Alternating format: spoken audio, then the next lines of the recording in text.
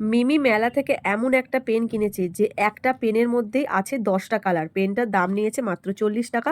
তো চলো দেখা যাক এবার পরীক্ষা করে যে আদেও কি এই 10টা কালার যে ছবিগুলো দেওয়া আছে, মানে এই অ্যারো চিহ্নগুলো যে করা আছে, এগুলো কি সেম কালার বেরোয় না কি ব্যাপার। তো চলো ফার্স্টেই ইয়েলোটা দিয়ে স্টার্ট করছি।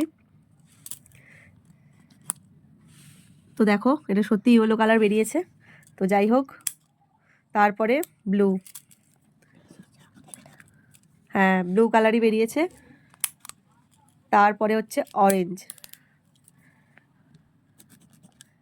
হ্যাঁ অরেঞ্জ কালারই হয়েছে। তারপর হচ্ছে পিঙ্ক, পিঙ্ক কালার। তারপর হচ্ছে ব্ল্যাক, হ্যাঁ ব্ল্যাক কালার। তারপর হচ্ছে পার্পল, পার্পল কালার। তারপর হচ্ছে green, green colour. Green colour.